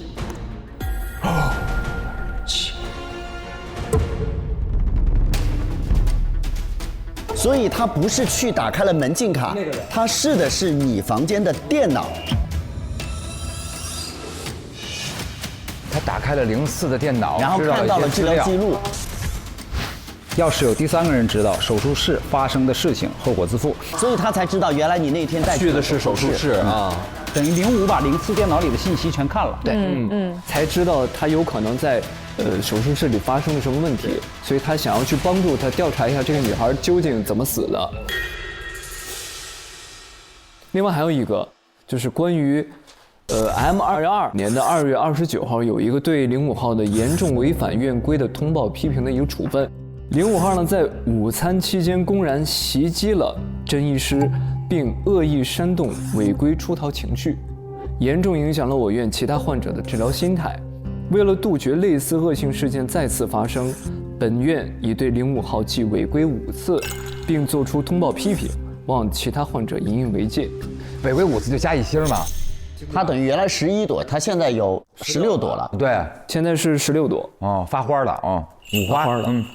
那所以就是2月29号的时候，他应该是了解到了6号是怎么死的，以及在那个手术室里发生了什么事情，所以就公然去袭击了甄医生，想要去质问一下甄究竟是怎么回事，你为什么要害死6号？他甚至是鼓动大家，就告诉大家我们要逃出去，我们要逃出去，这是一个不安全的地方。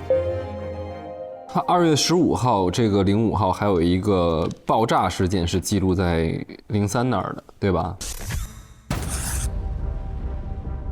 我觉得爆炸那个应该还是指他的行为，应该我所谓的火灾的警报只是把他调走。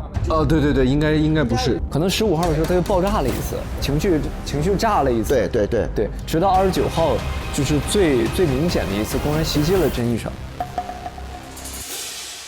我这儿的就这些。OK， 05的可以了，就这些，好棒。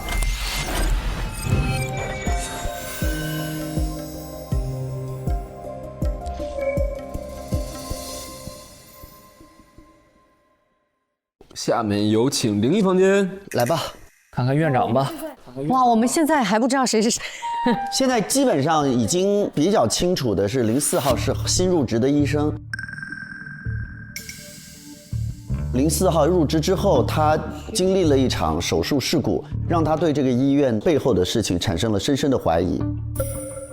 然后呢，我是06号的病人，然后呢，03号的大概率是 O， 也有可能不是 O 啊。虽然以那个粉色我们来判断，我觉得稍微有一点点牵强。只是我们知道03号是为了前06的事情进来的，他要调查这件事情。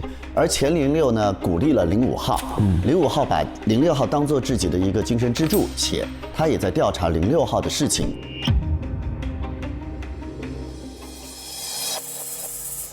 01号呢是贾院长的房间。贾院长，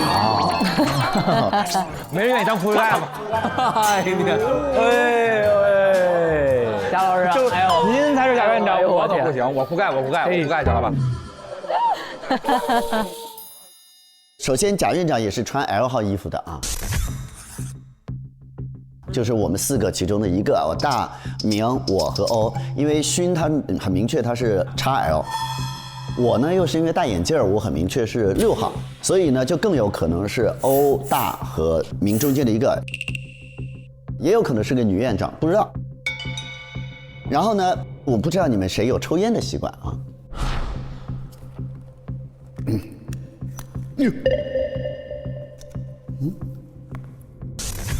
各种的烟。院长有吗？有，那可能就是我们认识的一个人，我们认识的一个人。然后呢，这个210年、211年、212年这3年间收了4面锦旗，全部是赠给真漂亮综合医院的。然后呢，都是表示他们牛啊、妙手回春啊，是你们创造了生命的奇迹。但是呢，这个我不知道是真的有人从这痊愈出去了，还是他做的一个营销。但是他并没说是真漂亮是让脸好看这件事儿，是吧？没有，这是个综合医院。综合医院啊，它可以治所有东西啊。早就是综合医院了，原来只是整容的，还停留在，这不是综合医院吗？窄了嘛，哥们儿没见过世面。美容院那要不说你是医师，整形医院，你现在跟我这个态度，万一我是院长的话，你想想啊。现在有一个很诡异的事情，就是，我找到了他的营业执照，2个，他有2个医院，真漂亮综合医院和真的漂亮综合医院，有可能就是他传说中的分院。就是你半年之后，1个季度之后，你可以去调去分院。然后他在 M2022年2月22号的时候通过审批拿到了这个营业执照。202，现在是212，10年了，这个医院搞了10年了。但是我们那个衣服上面是2周年。因为09年的时候发生了一件事情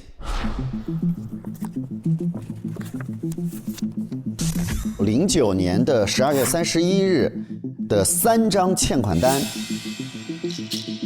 一个呢是马兰镇的街道办事处，他欠了水费和电费，电费欠了8万，水费欠了8000，所以他欠了8万8的水电费。8万8的水费，这特别费。水电，水电。然后12月31号，他还欠了房租，欠了10万块钱的房租。然后呢，他还欠了真漂亮综合医院员工的6个月的工资，10万块钱。这个医院大量的亏损。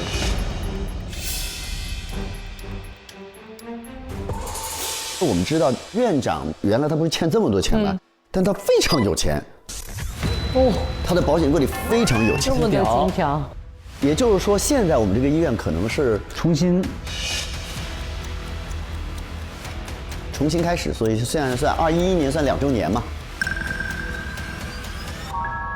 有人新接手的，这可能接手了。对，要不就是他找到了一条财路。有可能有人不，这还是贾院长，还是贾院长。哎，也有可能他并没有改名字，他还叫真漂亮，还叫真漂亮综合医院。院长，我觉得他没有做那么多坏的事情。那因为12年的2月28日，心腹小弟对院长说：“院长出事儿了。”还是贾院长。这个通话记录里面还是贾院长。院长出事儿了，我得到消息，上级监管部门接到举报，决定对真漂亮综合医院进行突袭检查，时间定在3月10号。3月10号。贾院长说：“具体投诉内容清楚吗？”心腹小弟说：“还不清楚。”贾院长说：“查。”贾院长并不排斥检查，只是他不知道投诉的内容是什么，而且他有勇气去查，说明他不是干这个坏事的人。对，说明他不知道。好，这个时候他跟甄医师发生了一段对话，贾院长把刚才和心腹小弟的这整段对话合并之后转发给了他，然后甄医师问怎么回事，贾院长说你问我吗？甄医师说树大招风，看来是眼红我们的对家搞的鬼。贾院长说真的吗？甄医师说院长放心，天塌下来有我顶着。贾院长说3月1号我来趟医院当面聊。哦，也就是说平时院长其实不来医院啊，就是这个甄医师负责管理。有个可以证明为什么我们都穿成一样，那你记得要穿好统一制服，不要影响大家治疗的状态。就在这个地方，只要进来的人都穿一样，都得穿一样，不管你是医生还是病人，患者，你是院长还是谁，都穿一样的衣服。贾院长说 OK， 3月1号来啊，3月1号也就是4天前来的。然后3月4号有一个录音，那个录音还蛮清晰的。喂，啊，不是说10号吗？怎么改明天了？还剩最后一批病人没转移呢，时间完全不够。哎，到时候天塌了，院长顶着。好重的口音啊！放心，他这几天都在医院待着，跑不了。没有我甄医师的虹膜，谁也别想离开医院。虹膜？这是贾院长手机里的录音，就是他录到了甄医师跟别人的一个对话。这个医院其实是被甄控制的。3月1号贾来了之后，他在4号的时候录到了这个录音，也就是说明天就会有检查的就来了。对。检查什么呢？不知道。我觉得其实这个甄医师啊，他在08年一个报道里面，他写的是本市杰出的青年医生甄医师近日针对人格障碍问题，就每一个来的人都是被认作是有人格障碍。他提出了新型的治疗方案，可以通过空中瑜伽、水域治疗等方式舒缓心灵、平稳情绪。截至目前，已经有108位病人在甄医师的治疗下成功治愈。他表示，为了可以专心投入医学事业，所有采访均不出镜。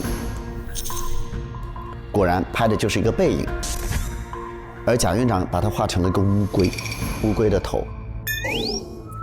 好，第二，很恨他的，很恨他的。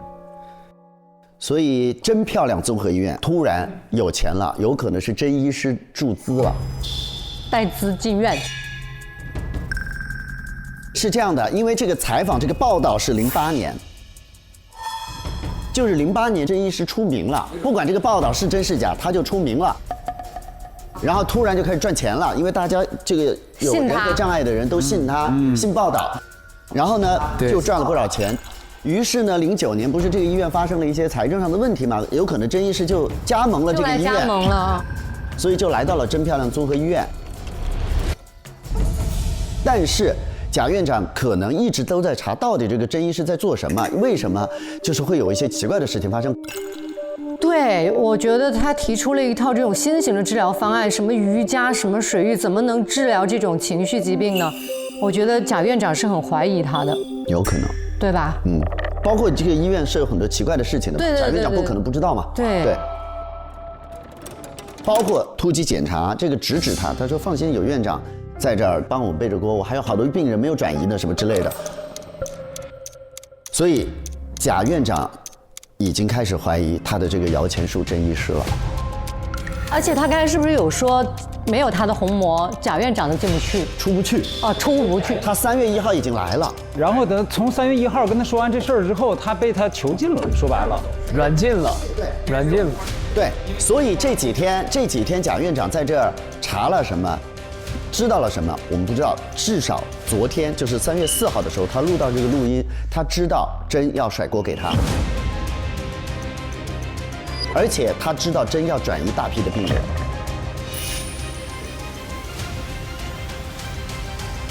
贾院长没了，1号房间就这些，没了哈。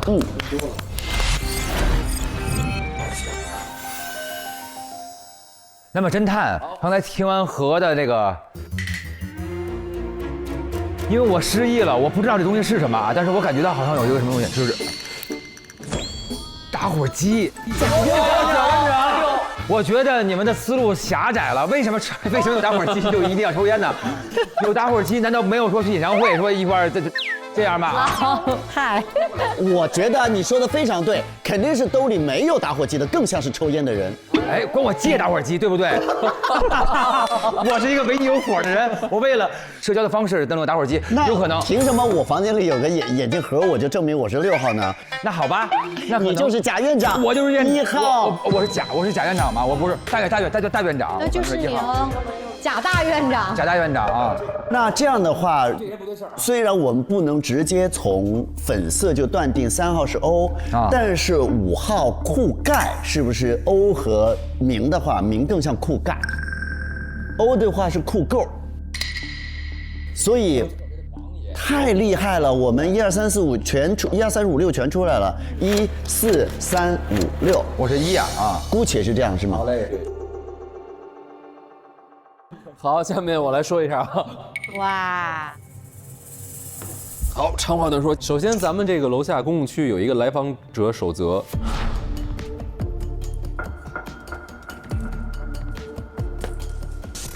1. 本院只有门诊。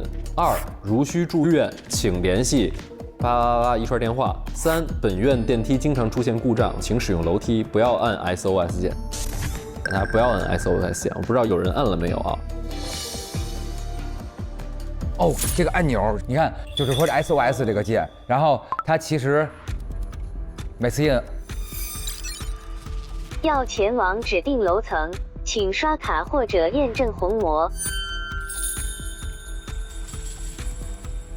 你之前不是说那个不要按 SOS 键吗？那个 SOS 键只要一摁的话，它就会出现这个事儿，就是要只有那个有虹膜的人才能到3层以上。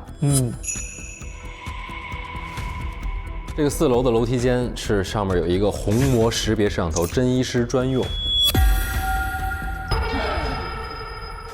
天哪！啊，也就是说，哪怕如贾院长他一旦上了这个4楼，他也出不去了，他也会被困在这儿。对，就是如果你按了 SOS 键，你就知道这个楼层是被真完全个人控制的。对，然后因为只有他的虹膜才可以。4. 如果发现穿格子裤的人，请迅速汇报。格子裤，我们是格子裤，你们是格子裤哦。5. 本院只有3层，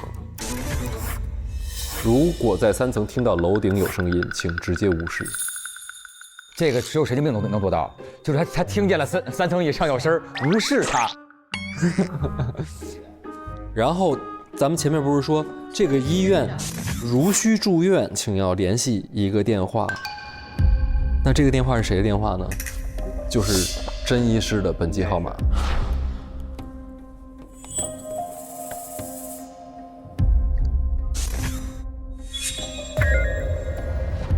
啊，就是住院这部门只有他在负责。哦，朋友们，3层以下只有门诊，不住院，就是3层以下他还在做一个医院的其他的普通的业务。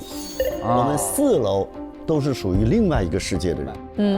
区别3楼普通病人和4楼以上的人是格子裤的人。是，不管你是医生还是病人，你只要穿了格子裤，你就属于另外一个世界了。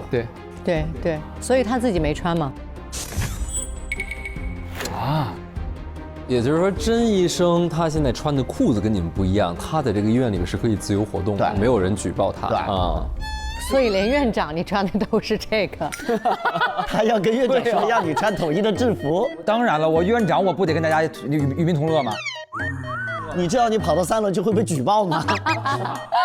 啊，是吗？没事儿，我是院长。院长。然后有一个4楼的作息时间表，21点到21点30分04巡房，也就是04是一个固定的职位啊。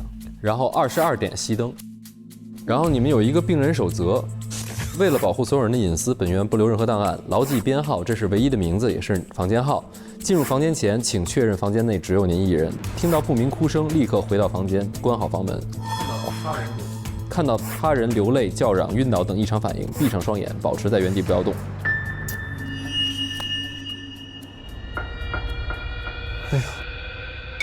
什么鬼啊！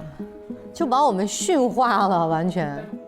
就是你要把所有人的苦难求助，你都要视而不见。视而不见。你也不要跟任何人交流，且你要确保你自己待着。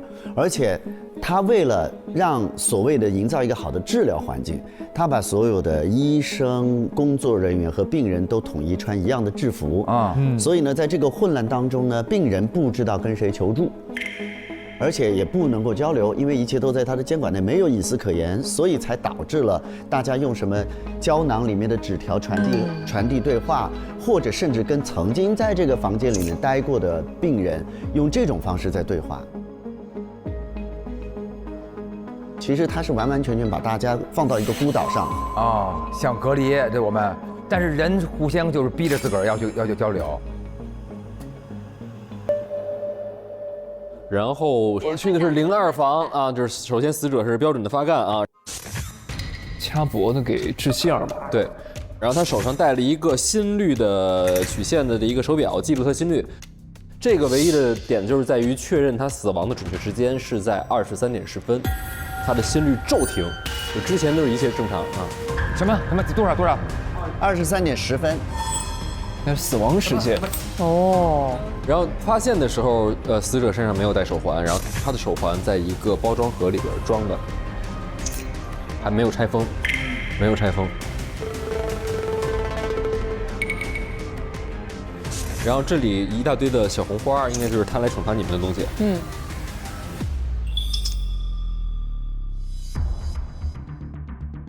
然后这里是伊森的应聘书啊。也就是咱们的4号勋，然后他的那个，他介绍一下他啊，他是西辉市超一流大学医学硕士，临床经历丰富，超一流。曾在西辉市精神卫生中心实习，跆拳道黑带，爱打拳，也爱喝外星人，从小喝外星人电解质水，工作态度好，能吃苦，累了知道给自己充电，身体素质极强，没有亲属，仅有意远房表舅。哦，表舅。勋啊，表舅泡水里了吗？哦，是这么来的，身体极强。然后这儿有一个咱们这个医院的你正常吗自测评估表。他说，根据你的真实经历做出你的选择。你吃西红柿炒蛋时会烦恼先吃西红柿还是先吃蛋吗 ？A 会 ，B 不会。2是你在生活中很容易烦恼或激动吗 ？A 会 ，B 不会。一共10题，最后一个题是你认为自己精神正常吗 ？A 正常 ，B 不正常。这么愣吗？最后是认为自己啊？结果分析是1到 A 是轻度异常，3到5A 是中度异常，6到10A 是重度异常。这套题其实是一个，就是你怎么答都会有问题啊，就是因为它的最后一题是你认为你精神正常吗？如果我认为呢？如果你认为 A， 那你就有1A 你是轻度异常。哦 ，B 就是承认你不正常，你就得住院。A 的话，你又有一个 A 了，又一个 A， 你也得住院。天哪！最终就都是你是不是有病啊？它是一个诱导性的这个。绕你，这小伎俩哇，可以啊，蛇年了绕你。能做这套题的，说明超一流，超一流大学学的就是这个。然后他的手机里面还有一些聊天记录啊。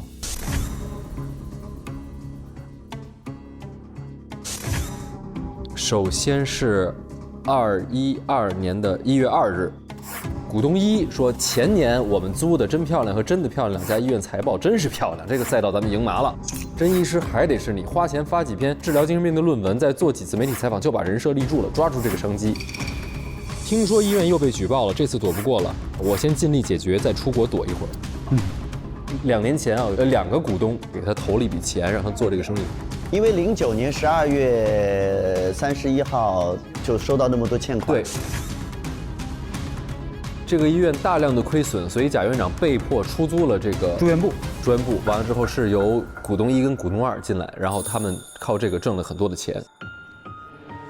然后2012年的2月9日，甄医师跟一个扫得干净老板说，保洁患病，赶紧接走，换个靠谱的过来。扫得干净老板说，刚好新来的这个年纪轻，身体好，吃苦耐劳，明天到岗。这应该就是3号欧到岗的日子。我是2月10号，对吧？嗯，对的。反正这大概就说明3号入职的一个日子吧。好想知道他怎么做到的，因为这是他的计划。他是2月10号按照计划我顺利入职，对，所以说明前面的那个保洁生病是他计划的一部分。计划的哦，计划的一部分。你这么厉害。然后 M212年的2月1日，他账户向他人汇款一共汇了30万，对方的户名是好爸爸。好爸爸。2月1号、6号前6号死了嘛？然后他给好爸爸汇了封口费30万封口费。好爸爸他应该是6号的父亲，让他闭嘴啊。对，你看他就这个2月1号这个前6号的这一次的医疗事故，他就要赔30万。而且对他来讲，这应该是他这个运作里面的一个失误，但是也是他能够承受的，就说明他还赚了更多的钱嘛。他挣的是什么钱呢？挣的就是把你送进来治疗的钱，对啊，治疗费。就宣传，然后就是高额收取费用，然后给你咕咕一顿电完了再给你送走。啊 ，no！ 啊，天哪！就是我们其实都不是真漂亮综合医院的人，现在3层以下是原来的亏损的真漂亮综合医院啊。然后贾院长为了可以维持生计，他把3楼以上的全部出租给了真在那儿做了一个配套的另外一个东西了。这个另外一个东西就是我们所说的经历了这一切，或者叫格子间吧。就是穿格子裤子的人都是在这个4层以上的空间活动的。然后下面的人也不上来，贾院长其实管理了下面普通的门诊，上面其实是真的事故。对，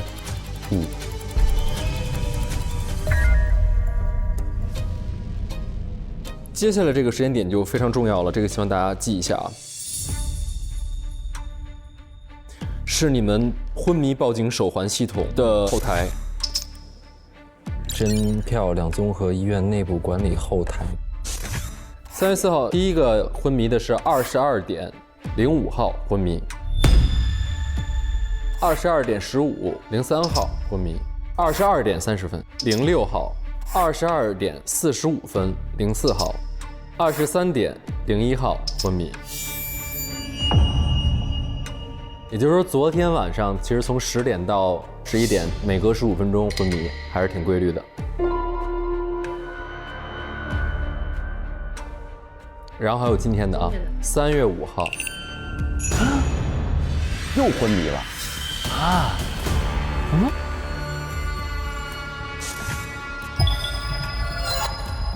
大家注意啊，昨天最后一个昏迷才11点啊，3月5号是从几点开始计算时间的呢？0点07分，05号昏迷。还是05。0点22分，03号；0点37分，06号；0点52分，04号；1点07分，1号昏迷。哎，我都是最后一个。昏迷的顺序没变，5、3、6、4、1。昏迷的顺序没变，间隔时间也没变，只是不再是整数了，都是15分钟，都是15分钟。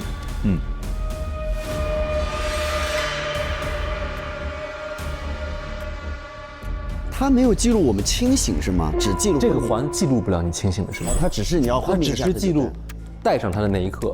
如果这个人当时的昏迷，他就记录你是此刻开始昏迷的。还有一个问题是我们所有的手环都没有署名的，随便可以乱换。对，也就是说，躺在地上一个昏迷的人，他没有戴手环，我现在把手环给他戴上，就会记录成此刻这一刻昏迷的，对吧 ？OK。这个后台就是作为所凶的一个系统啦，对吧？这个时间线就是很明确。对，但是因为它能摘下来再戴上去，就有点乱。他其实可以在其他所有人昏倒的时间，把自己的手环给别人戴上，于是就记录下了他晕倒的时间。对，伪造的手环的记录，把自己那个昏迷的时间线给做好。对，只有这样，他才能做时间线作假吗？啊。没有，我跟你说，时间线作假，首先我们得知道是因为什么致昏迷，而昏迷时间多长，一次昏迷多长？对，有了这个我们才能推时间嘛，对。哎，这不就来了吗？但是，哎，对，说来就来，您说说。首先，咱们这个花园的这个地方啊，有一个空气内循环系统。咱们这整个是加盖的，是加盖的，里边空气只能内循环，密闭的，对，这里面有一个空气内循环系统的控制面板。系统将在每日0点自动打开扇叶开始工作，每次持续90分钟，结束后系统将自动关闭。该功能覆盖4F 所有区域。就是它只是一个循环系统啊，但是它的循环系统下面的那个通风的风扇里面找到了这么一小片药。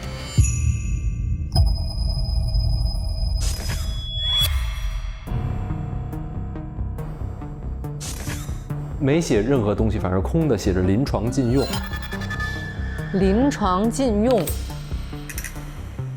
对，这个肯定应该就是治昏迷的东西。然后，但是呢，它这个系统循环系统它自动是0点启动，也就是说10点你们大家昏迷那次的理由，如果也是因为这个的话，那就是不正常的启动。我想请问，如果它是通过空气，来导致昏迷的，它怎么能保证15分钟有人呼吸？空气不是到处跑吗？它这毒气。对啊，就是啊，要闻见就立刻当时晕了呀。它怎么能够保证15分钟倒一个，15分钟倒一个呢？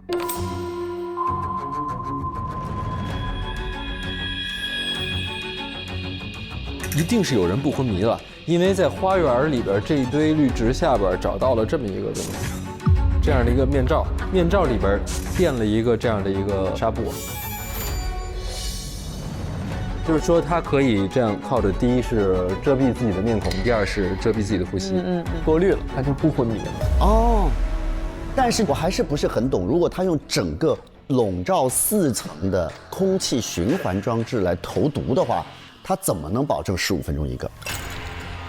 所以我就说呀，这里面写的是该功能覆盖4F 所有区域，明白吗？整个内循环系统覆盖4F 所有区域。也就是说，4A 其实是没有的。如果大家陆续进了4A，并陆续15分钟出来的话，就会有这个问题啊。而且我们倒在的那个地方是刚好就是从4A 出来，对，就在那过道里。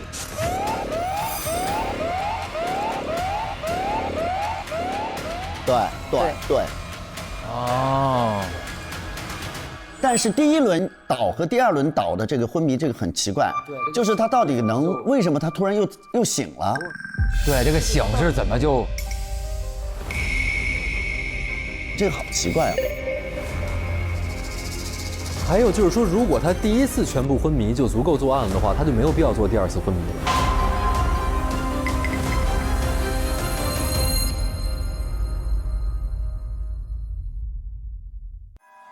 今晚就是流星雨之夜，来了，朋友们，这不是一个正常的医院，疗程才刚刚开始，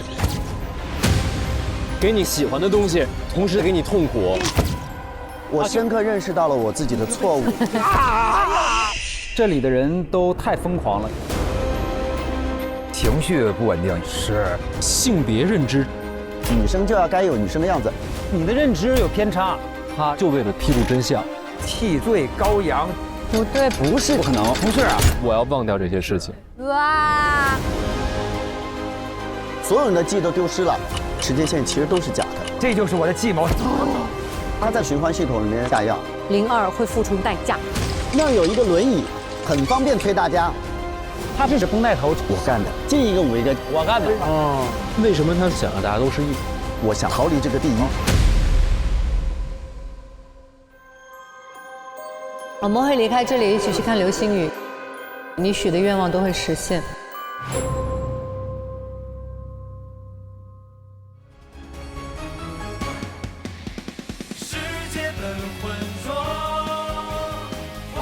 本节目由外星人电解质水独家冠名播出，累了充充电，来瓶外星人。